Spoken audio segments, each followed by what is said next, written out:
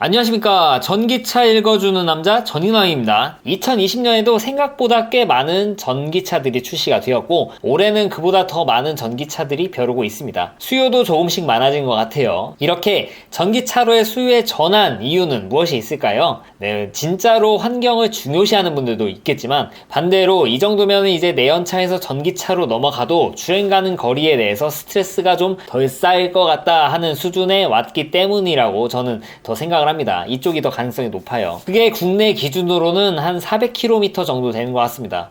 이게 국가마다 다르긴 하지만 우리나라의 경우는 400km 이 정도면은 어디든지 한 방에 갈 수 있는 수준은 되죠. 그만큼 주행 가는 거리는 전기차에 있어서 굉장히 중요합니다. 저는 영상에서 그래도 차를 선택할 때는 개인마다 다른 기준이 있다고 항상 말씀을 드리잖아요. 그런데 만약에 제 주변에 친한 지인이 전기차를 산다면 저는 너무도 당연하게 무조건 레인지가 긴 게 스트레스를 덜 받을 거다라고 권해드릴 겁니다. 300km보단 400km, 400km보단 500km를 갈 수 있는 차가 훨씬 더 좋습니다. 왜 이 이야기를 꺼내냐면은 오늘 읽어드릴 기사에서 2021년 현재 구매 가능한 전기차 중에 가장 멀리 가는 자동차 순위에 대해서 지금 다루고 있기 때문에 이거에 대해서 말씀을 드릴까 합니다. 일단 이 기준은 미국의 EPA 기준입니다. 미국의 EPA랑 우리나라 환경부 인증이랑 절대적인 거리의 차이는 좀 있습니다만 순위 자체는 어디 안 갑니다. 제가 전부 다루기는 뭐하니까 EPA 기준으로 250마일을 가는 전기차까지만 다루도록 하겠습니다. 왜 하필 250이냐면은 일론 머스크가 이런 말을 했었죠. 250마일을 못 가는 전기차는 도저히 받아들일 수가 없다 라고 했기 때문입니다. 일론의 말이 정답은 아니지만 그렇다고 다 다루기에는 시간이 너무 없어가지고 양해 부탁드립니다. 현존 1등은 테슬라 모델 S입니다. 롱레인지 기준으로 배터리 용량이 100kWh 정도가 탑재가 되어 있고요.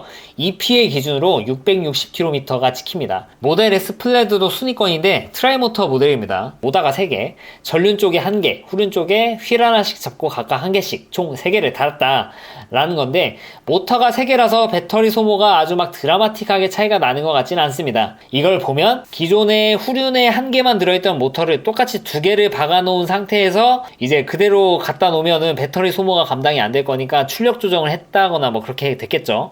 아니면은 다른 모터 2개를 박아 넣었을 수도 있고요. 아무튼 모델 S가 전 세계 탑 1위입니다. 전기차 중에 레인지 기준으로. 그 다음은 이제 또 테슬라죠. 모델 3입니다. 작년에 전 세계에서 가장 많이 팔린 전기차입니다. 이게 작년 가을 넘어서는 히트펌프나 옥타밸브도 추가가 되고 이제 배터리 밀도도 늘었고 이것저것 보이지 않는 것들을 개선해서 롱레인지 모델 기준으로 한 번 충전으로 353마일 킬로미터로 환산하면 564km 정도 됩니다. 보급형 전기차 주행거리의 끝판왕을 찾는다? 이 모델 3 롱레인지를 꼽으시면 된다. 이제 우리나라에서도 이제 저번 주부터 본격적으로 인도가 되고 있죠. 다만 우리나라 리프레시 모델 3 롱레인지가 국내 인증을 배터리 용량이 72kWh 정도 잡혀서 국내에 들어오는 모델 3 롱레인지는 옛날에 쓰다 남은 72kWh짜리 배터리가 아니냐, 미국은 82kWh짜리라는데 이런 이야기들이 많아요. 이거에 대해서 좀 다룰까 했는데 이거 확실한 팩트가 없어가지고 다루진 않았는데 일단 지금 국내에 출고가 되고 있는 리프레시 모델 3 롱레인지는 처음 받았을 때 주행 가는 거리가 566km 막 이렇게 찍히고 있습니다. 참고로 코나나 니로 아이오닉 5랑 다르게 테슬라의 메인 트립에 뜨는 주행 가는 거리는 항상 기준이 비슷합니다. 그러니까 다른 차들은 히터를 틀면은 그에 맞게 이제 최대 주행 가는 거리가 확 줄죠. 그러니까 이게 실제 주행 거리에 맞게 표기가 되는 건데 테슬라 차량들은 그렇지 않습니다. 그냥 줄어드는 속도가 빨라집니다. 이거를 실시간으로 볼 수 있는 메뉴가 있긴 한데 일단은 메인 기본은 이렇습니다. 그러니까 이 트립을 이용하면은 이게 진짜 2020년 모델 3보다 이제 배터리 용량이 늘었나? 주행 가는 거리가 더 늘었나? 확인은 해볼 수 있다는 겁니다. 2020년 모델 3 롱레인지 제 차 기준으로 출고 당시에는 501km가 찍혔거든요. 근데 2020년 모델 3 롱레인지 EPA 주행거리가 이 정도쯤 인증을 받았습니다. 500km 정도. 아무튼 국내 입항된 모델 3 롱레인지 배터리의 용량이 72kWh다 82kWh다 상관없습니다. 왜냐면은 이제 막 저번 주부터 지금 인도가 되고 있는 리프레시 모델 3 롱레인지의 주행 가는 거리가 제 모델 3 기준보다 한 60km가 높은 560km 정도로 표기가 되고 있으니까요. 모델 3를 주문하실 때 배터리 용량으로 주문하진 않잖아요. 레인지 가지고 구분하죠. 그러니까 72든 80이든 상관이 없는 겁니다. 아무튼 전기차에서 주행 가는 거리의 탑은 현재 출시된 모델 S, 그 다음은 모델 3입니다. 네, 그 다음은 또 테슬라. 모델 Y입니다. EPA 기준으로 킬로미터로 환산하면은 주행 가는 거리가 521km 정도 뜰 것으로 보여집니다. 국내 인증을 보면은 이제 모델 3 롱레인지보다 좀 살짝 높게 받았습니다. 근데 실제 출고받은 모델 Y 롱레인지 주행 가는 거리 보면은 국내 모델 3 롱레인지보다 짧은 520km 정도로 될 가능성이 대단히 높습니다. 모델 Y 퍼포먼스도 100% 완충했을 때 EPA 주행 가는 거리 수준으로 이렇게 모니터에 떴었거든요. 우리나라 시승사 기준으로. 환경부 인증으로 보면은 이제 모델 Y 롱레인지가 뭐 모델 3 롱레인지보다 길게 나왔어서 이게 배터리 용량 이야기도 나오고 했었는데, 참 이게 환경부가 아무래도 국가 기관이니까 좀 신뢰를 해야 되는데, 아우디 이트론 인증 관련 사건을 보고 제가 환경부에 대한 신뢰가, 개인적인 신뢰가 진짜 확 떨어졌습니다. 개판인 것 같아요.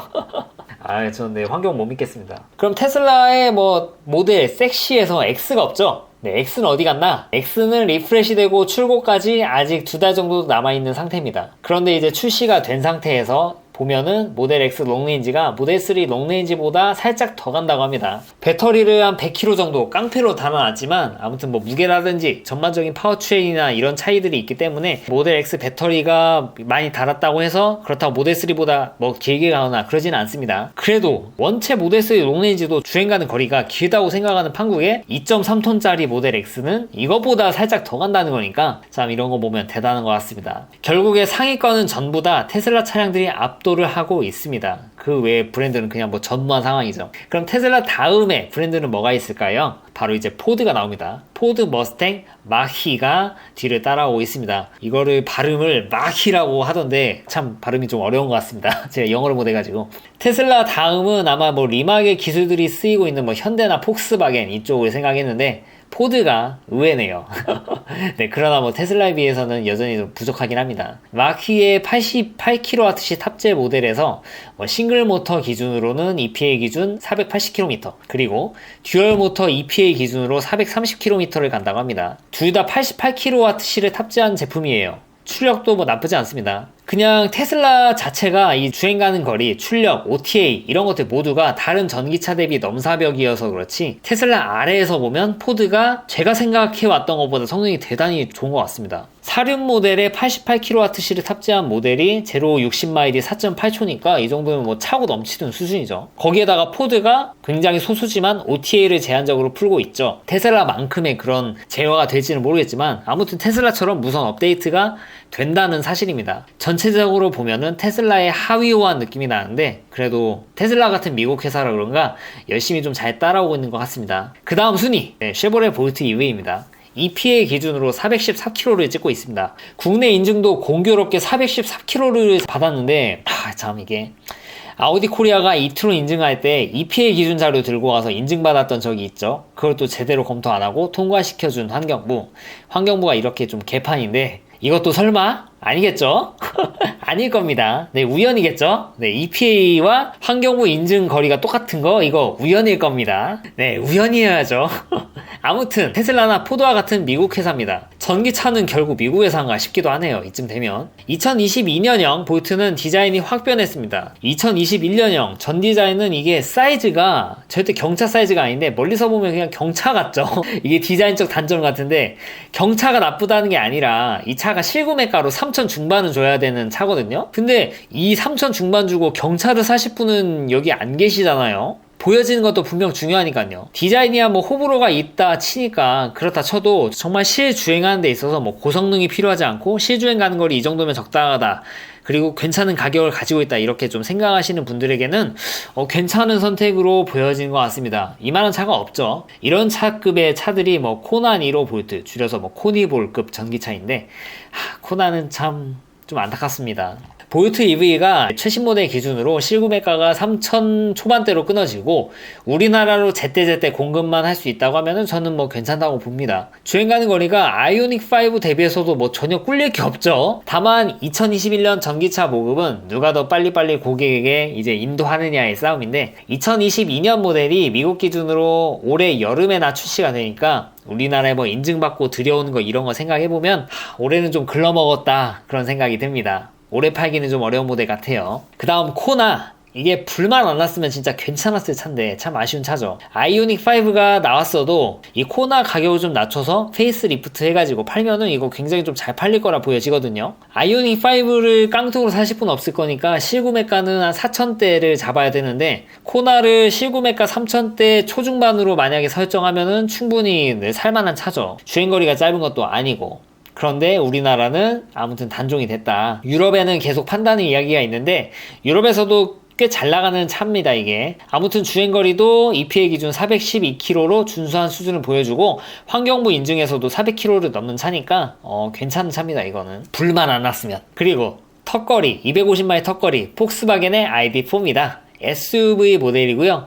이쁘게 생겼습니다. 디자인 제가 볼 때 괜찮게 생긴 것 같아요. 근데 이게 올해 들여와도 판매는 사실 보조금이나 이런 것들 때문에 어렵지 않을까 싶습니다. 국내에서 제대로 인도받고 하려면 이것도 쉐보레 볼트 2022년형과 마찬가지로 아무리 빨라도 내년은 돼야지 않을까 싶습니다. 이제 OTA가 제한적으로 가능하게 되었죠. 이것도 OTA도 아무튼 이렇게 시작이 되었고, 이제 폭스바겐 하면 또 독일뿐만 아니라 그냥 뭐 유럽의 국민 자동차 아니겠습니까? 82kWh나 되는 배터리를 탑재하고도 EPA 기준으로 막 400km를 찍고 있으니까 배터리 용량 대비 전비는 굉장히 좀 아쉽기는 한데, 또 폭스바겐이니까 또 사시는 분들 좀 계실 거라 좀 보여집니다. 이렇게 딱 EPA 기준으로 250마일 커트를 걸어놓고 전기차의 주행 가능 거리 순위를 알아보았습니다. 그 아래로는 이제 예약 중단 상태인 테슬라 모델 Y 스탠다드 레인지도 있고요. 국내에서 팔리는 것들만 좀 보면은 기아 니로, 그리고 아우디 이트론, 포르쉐 타이칸 4S, BMW i3 이렇게 좀 있습니다. 현대 아이오닉은 이제 뭐 단종이 될 걸로 보여지니까 이거는 좀 빼도록 하겠습니다. 근데 뭐 250마일 아래 차들은 위에 제가 자세히 좀 말씀을 드린 차들에 비해서는 다 그냥 그나물의 그 밥입니다. 다 고만고만해요. 뭐가 좀 더 뛰어나다 이렇게 좀 말하기 힘들 정도로. 네, 이런 브랜드들이 좀 빨리빨리 따라와야 테슬라 외의 차들에 대해서도 제가 관심이 갈 텐데, 이게 한번 롱레인지 이상의 차를 운영하면은 그 이보다 좀 적게 가는 차로는 바꾸는 게 쉽지는 않습니다. 그래서 제 다음 차 선택지가 이대로 계속 가게 된다면 테슬라 외에는 마땅히 선택지가 없을 것 같아요. 제가 뭐 돈이 많아가지고 여러 대를 굴릴 수 있는 그런 환경이 아니니까, 대부분 또 저와 같은 비슷한 환경이실 거잖아요. 그러다 보니까 전기차를 사는 데 있어서 여러 가지를 생각을 해야 되지 않습니까? 저는 최근에 유튜브를 하면서 다른 전기차들의 장점을 그래도 부각시키려고 좀 노력을 많이 해왔습니다. 그렇게 안 보이셨을 수도 있지만 앞으로도 그럴 거고요. 다만 이게 요새 보면은 이게 진짜 좀 어떤 팀들이 조직적으로 좀 돌아다니냐 싶을 정도로 전기차에 있어서 주행거리나 OTA 이런 것들이 굉장히 좀 폄하가 되고 있다는 그런 뉘앙스로 좀 말을 하는 사람들이 좀 많아지고 있다는 그런 느낌이 듭니다. 이게 아이오닉 5 발표를 전후해서 그런 경향들이 좀 심해진 것 같아요. 원래 전기차 하면은 가장 중요하게 생각되던 게 주행거리 아니었습니까? 아이오닉 5 주행거리가 예상보다 턱없이 짧게 나와서 그런 건지 모르겠는데, 최근에 좀 주행거리랑 OTA 이런 거를 좀 가중치가 좀 낮게 좀 된 것 같아요. 좀 웃긴 일인데, 근데 여러분들 이 주행거리 이거 진짜 핵심적으로 중요한 것들입니다. OTA도 그러고요. V2L은 진짜 없어도 돼요. 없어도 되는 겁니다. 저 당장 V2L이 있으면 당연히 좋겠지만 없다고 해서 뭔가 문제될 게 없어요. 근데 여기서 주행거리가 짧아지고 OTA가 안 된다면은 굉장히 좀 지장이 있을 겁니다. OTA 그거 진짜 별거 아니다. 근데 별거 아닌 게 아닙니다. 여러분 핸드폰들, 스마트폰 다 쓰실 거니까 주기적으로 업데이트 되죠. 이게 안 된다고 생각을 해보세요. 네, 상상 가십니까? 충전 속도? 네, 물론 매우 중요합니다만 이거보다 더 중요한 게 절대적인 주행거리예요. 주행거리가 긴 차가 충전 없이 갈 수 있는 곳들을 주행거리가 짧은 차는 무조건 충전을 해야 되는 상황이 벌어질 수가 있습니다. 아니 그거 잠깐 휴게소 들러서 충전하면 되는 거 아니냐? 이 충전기라는 게 항상 비어있지도 않고요. 고장난 것도 많습니다. 그것 때문에 울며 겨자 먹기로 다음 휴게소로 넘어가야 되는 상황이 올 수도 있고, 하필 그 다음 휴게소도 다 충전 중이다 이러면 진짜 굉장히 스트레스 받으실 거고, 하필 또 가족이 같이 타고 있으면은 이게 뭔 짓인가 싶으실 거예요. 앞으로 인프라가 깔리는 속도보다 차가 더욱더 빨리 늘어나는 느낌이에요. 이게 체감이 되고 있는데, 따라서 주행거리는 무조건 중요합니다. 그냥 주행거리는 긴 게 무조건 좋아요. 이게 진짜 말하는 게 웃긴 건데 주행거리는 긴 게 당연히 좋은 겁니다. 그래서 나는 차가 2대 이상 있어가지고 전기차는 그냥 일상용으로 쓸 거라 장거리는 그냥 뭐 내연차 탈 거야. 그래서 나는 상황에 맞게 좀 살 수가 있어. 그러신 분은 그에 맞게 사시면 되는데, 저처럼 차를 한 대만 굴리실 수 있는 분인데 이제 전기차를 사고 싶다 하시는 분은 주행거리 이거 진짜 중요하니까 진짜 간과 안 하셨으면 좋겠습니다. 이상 전기차 읽어주는 남자 전익남이었습니다. 앞으로도 유익한 주제를 가지고 여러분들 찾아뵐 테니까 좋아요와 구독 부탁드리겠습니다. 시청해줘서 대단히 감사합니다.